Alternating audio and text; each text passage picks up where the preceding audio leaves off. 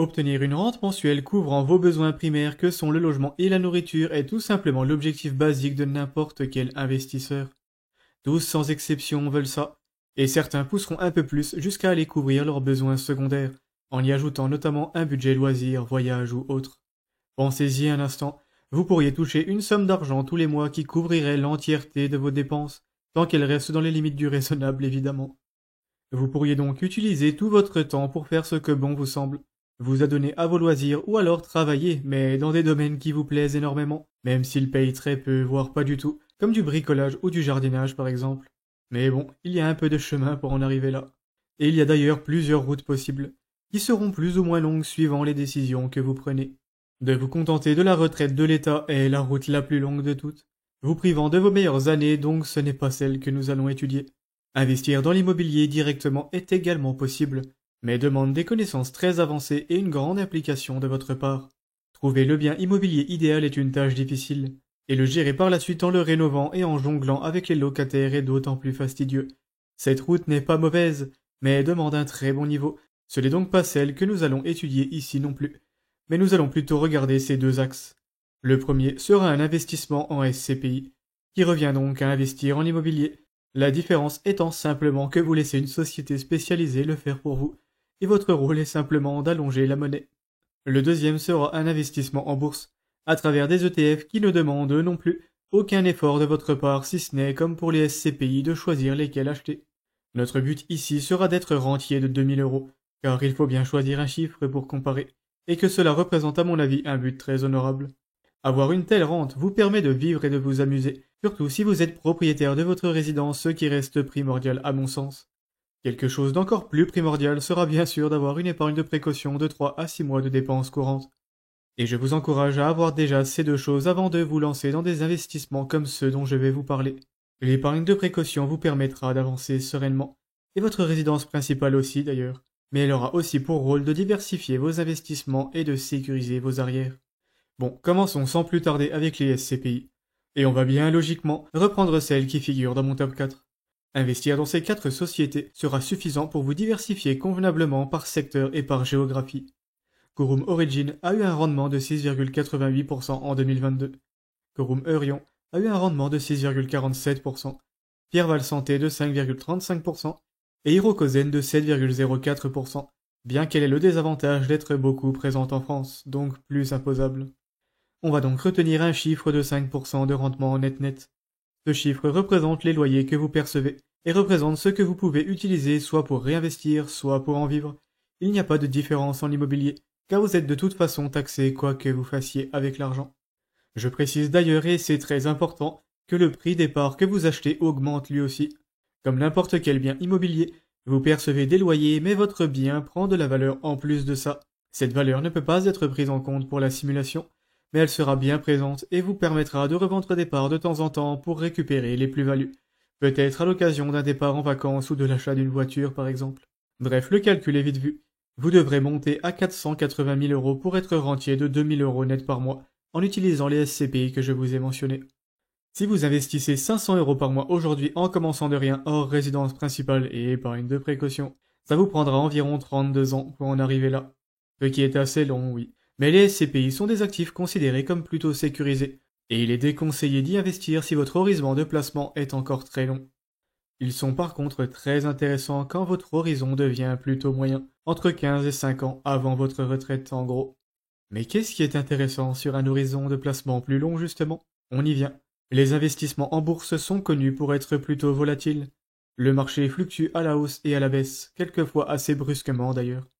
Mais le marché monte en moyenne de 10% par an environ. Donc les actions sont des actifs qui s'apprécient tout particulièrement sur le long terme. Ce sont généralement les premières choses à acheter quand vous débutez en investissement. Et c'est justement parce que vous débutez qu'on ne va pas trop se compliquer la vie. On achète des ETF assez généralistes et on ne gère rien. Commençons donc par le plus simple de tous, l'ETF MSCI World. Son rendement historique est de 10,54% et c'est celui qu'on va utiliser pour notre simulation. À l'inverse de l'immobilier et des SCPI, les actions ne sont taxées que lorsque vous retirez de l'argent pour en vivre, ce qui est extrêmement pratique, car atteindre la somme nécessaire pour avoir accès aux 2000 € par mois ira plus vite, tout simplement. Eh bien, vos investissements dans cet ETF devront grimper jusqu'à 290 000 € cette fois. Donc quasiment 2 fois moins que ceux en SCPI, qui étaient de 480 000 € pour rappel. Car 290 000 € fois 10,54%, donc le taux de l'ETF, revient à 30 566 €. Voici les intérêts bruts que vous générez, qui peuvent être réinvestis en leur totalité, mais que vous souhaitez plutôt retirer pour en vivre, votre but étant atteint. On enlève donc 17,2% de prélèvements sociaux pour arriver à 25 308 € par an, soit 2109 € par mois. Et on va utiliser ces 109 € pour avoir un peu de marge, et prendre en compte les petits frais d'achat et de gestion qu'on a ignorés jusque-là. Si vous investissez 500 € par mois, cela vous prendra un peu moins de 18 ans pour en arriver là, alors qu'en SCPI c'était 32. Et les investissements en SCPI ne sont pas mauvais, mais c'est là toute la puissance des intérêts composés. Cet exemple illustre parfaitement pourquoi il est important d'acheter des actifs volatiles et rentables dans vos premières années.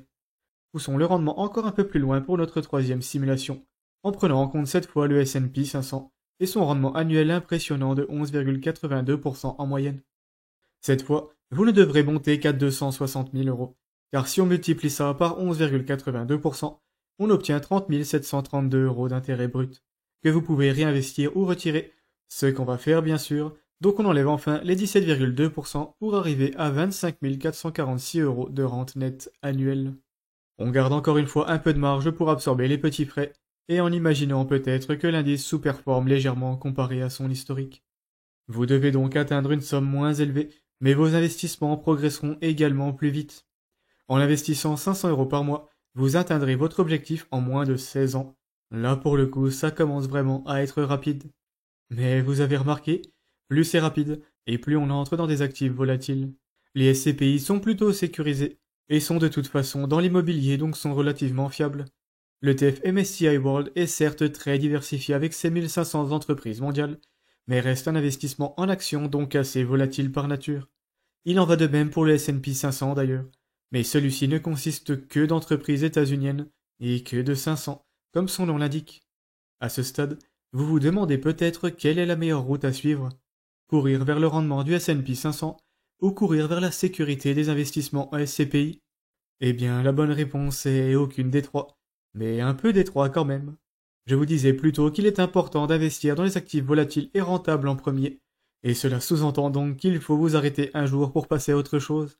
Voyons donc une dernière route, qui est celle que je vais emprunter personnellement et que je vous recommande. Comme d'habitude, votre résidence principale est sécurisée et votre épargne de précaution est opérationnelle. Et on cherche toujours à atteindre à peu près cet objectif de 2000 € net par mois, en investissant toujours 500 € par mois. Commençons donc par acheter uniquement des ETF S&P 500 pendant 4 ans. Puis on passe aux ETF World pendant 4 autres années. Et enfin, on termine pendant 10 ans sur des SCPI et éventuellement d'autres actifs fiables comme des obligations ou de l'or si vous voulez. Qu'on va tous mettre à un taux de 5% pour nous simplifier la vie. Le calcul n'est pas simple et apparaît à l'écran. Comme vous pouvez le voir et comme on pouvait s'y attendre, ce sont vos tout premiers investissements qui pèsent le plus lourd dans la balance. Alors que vous avez investi en SCPI pendant 10 longues années, vous y avez dépensé plus d'argent que dans nos 2 ETF réunis, et pourtant les ETF vous produisent quasiment 6 fois plus d'intérêt. Résultat des courses, vous atteignez votre objectif très proprement, avec un patrimoine parfaitement sécurisé et en 18 ans seulement. 2 ans de plus que si vous jouez avec le feu en ne passant que par le très rentable S&P 500, et 14 ans plus tôt qu'en ne passant que par les SCPI. Le chiffre qu'on obtient est d'ailleurs un peu plus élevé, mais le calcul étant assez compliqué comme ça, on n'a qu'à dire que vous aurez un 13e mois pour faire de gros cadeaux à Noël. Quoi qu'il en soit, je pense que la conclusion tombe sous le sens.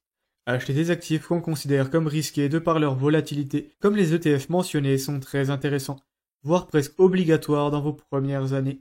Les fluctuations qui vont avec ces supports d'investissement seront absorbées par les longues années que vous avez devant vous. Mais ne restez pas dans ces eaux dangereuses trop longtemps. Lorsque vous serez à peu près à mi-chemin de votre objectif, il deviendra sage d'investir dans des actifs sécurisés pour équilibrer votre patrimoine, et cela ne pénalisera de toute façon presque pas votre rendement. Après, votre tolérance au risque est à prendre en compte dans le calcul aussi. Si vous n'avez peur de rien et que votre objectif est plutôt lointain, vous pouvez rester un peu plus longtemps dans les actifs rentables et volatiles. Si vous préférez jouer la sécurité, eh bien n'achetez pas d'actions pendant trop longtemps. Mais si vous ne voulez pas atteindre vos objectifs à 80 ans, commencez bel et bien par des actions et quelques crypto-monnaies peut-être si ça vous botte. Ce sont elles qui feront la majorité de vos résultats, et vous en avez de toute façon besoin pour équilibrer votre patrimoine. N'investir qu'en SCPI ou qu'en immobilier direct peut sembler sécurisé, mais ça ne l'est pas, car une belle crise immobilière peut très bien se produire. Ces actifs sont particulièrement safe quand ils sont couplés avec d'autres. Tous ces supports d'investissement se complètent. Cela vous intimide peut-être un peu, et si c'est le cas, je vous redirige vers ma vidéo vous expliquant pourquoi et comment gérer vos investissements vous-même. Le lien apparaît en haut et sera aussi en description. Vous y découvrirez à quel point c'est simple et rentable. Bon allez, je vous ai mis assez de chiffres dans la tête pour aujourd'hui, donc je vous invite à aimer la vidéo si elle vous a été utile, et à vous abonner à la chaîne si mon contenu vous plaît. Ciao.